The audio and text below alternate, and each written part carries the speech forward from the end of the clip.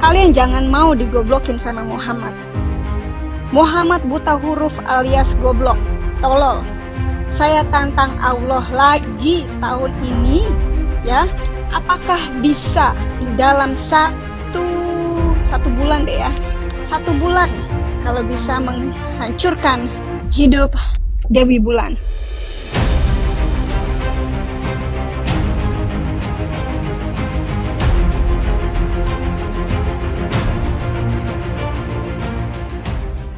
Assalamualaikum warahmatullahi taala wabarakatuh. Bertemu lagi bersama kami di Ngabdi Podcast. Cuman di sini ada sesi ngabret ya guys ya. Jadi ngaji bari reaction guys ya. Jadi di sini ada sebuah video yang cukup viral banget yang menghina Nabi dan menantang Tuhan kami yaitu Allah Subhanahu wa taala. Jadi di sini kami akan reaction bersama-sama. 1, 2, 3. Kalian jangan mau digoblokin sama Muhammad. Muhammad buta huruf alias goblok, tolol. Kalian pengikutnya, ya pasti lebih rendah dari itu dong. Saya kalau mau cari guru, saya cari guru yang cerdas. Bukan cari guru yang buta huruf. Bukan cari guru yang gak bisa baca. Ya, cari guru yang cerdas. Gitu loh. Cari guru yang bisa berbagai macam bahasa. Bukan cuma berbahasa Arab. Bagaimana mungkin kalian punya Allah yang cuma bisa berbahasa Arab? Apakah Allah kalian bisa berbahasa Tegal? Lanyongnya bisa bahasa Tegal. Kok Allahnya nggak bisa? Coba. Katanya jangan mau dibodohi sama Nabi Muhammad katanya ya, nggak bisa baca tulis. Makanya ngereaksina susah ngereaksin orang bodoh mah. Berdebah ini orangnya. Mungkin terlalu berdebat. Jadi walaupun saya melontarkan berbagai macam bukti bahwa Nabi kita itu Nabi yang mulia, Nabi yang pintar, dia tetap tidak akan percaya, tidak akan beriman. Kalau menurut saya ya, kita itu jangan terlalu menanggapi. Orang ini juga bukan orang Islam. Menurut sebagian orang dia itu orang Katolik. Jadi dia itu tidak tahu bagaimana Nabi Muhammad. Jadi sebenarnya kita tidak usah terlalu menanggapi. Capek-capek kita mengeluarkan tenaga kita untuk menanggapi orang-orang yang berdebat kayak gini. Tidak penting lah. Oke, reaction kedua gimana menurut tanggapan Ustadz Lutfi? Melihat video yang satu ini, siapa namanya? Dewi Bulan. Dewi Bulan. Mudah-mudahan beliau diberi hidayah oleh Allah Subhanahu wa taala. Kalau tidak diberi hidayah, moga-moga cepat modar. Saya menanggapi dari perkataan Ustadz Ruqyat tadi emang susah ya. Kita menggambarkan bahwa Nabi itu akhlaknya bagus, bahwa Nabi itu yang mulia gitu. Saya ingat ada suatu kata-kata dari Imam Syafi'i bahwasanya sangatlah susah meyakinkan lalat bahwa bunga itu lebih indah daripada bangkai. Ya. Jadi dengan adanya gelar Umi pada Nabi Muhammad SAW justru ini menjadikan hujah untuk Nabi Muhammad SAW, karena dulu banyak orang-orang Al-Quran itu mah bukan wahyu Allah Subhanahu wa taala, itu mah karangan Nabi Muhammad. Nah, dengan adanya Nabi digelari dengan bahasa Ummi, justru ini menjadikan hujah bahwa Nabi langsung menerima wahyunya dari Allah Subhanahu wa taala. Oke, bagaimana menurut Kang Deden? Jadi gini ya, Nabi Muhammad tidak pernah menyinggung dia, tapi dia kok menyinggung Nabi Muhammad gitu. Kayak kita, misalkan ada orang yang kita tidak tahu, tapi dia tiba-tiba ngatain, tapi dia tiba-tiba nyalahin, atau bahkan mencaci maki gitu kan. Ada apa dengan dia gitu, dengan otak dia? Kalau misalkan secara logika atau secara manusiawi, ya dia itu kayak orang gila gitu.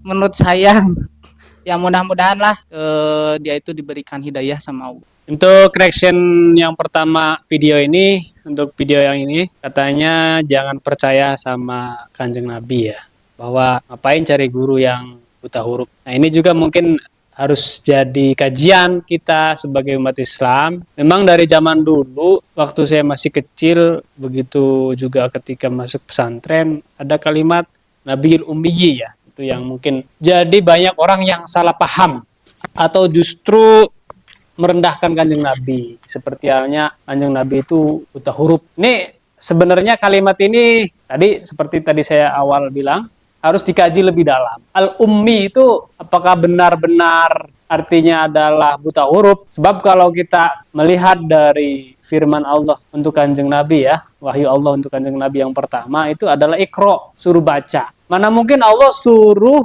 menyuruh orang baca sesuatu yang mana nggak bisa baca. Ini nggak masuk akal. Jangan sampai kita mengartikan al-ummi sebagai yang buta huruf justru merendahkan Kanjeng Nabi itu sendiri. Ini ada banyak sekali arti dalam bahasa Arab itu. Di antaranya al-ummi itu diartikan sebagai pribumi, orang pribumi, al-ummiyi ya. Jadi mungkin harus dikaji lebih dalam ya untuk ini ya. Bukan cari guru yang buta huruf Sebentar. berbagai macam bahasa, bukan cuma berbahasa Arab yang cuma bisa berbahasa. Tadi dikatakan Allah itu cuma bisa bahasa Arab katanya. Allah itu kan Tuhan ya, yang menciptakan seluruh bahasa. Jadi nggak mungkin Allah yang menciptakan bahasa nggak bisa apa yang diciptakannya gitu. Ini nggak masuk akal sebenarnya kalimatnya ini. Oke, di sini bukan hanya pernyataan dia itu bukan hanya seperti ini, tapi ada beberapa lagi pernyataan-pernyataan yang membuat kontroversi.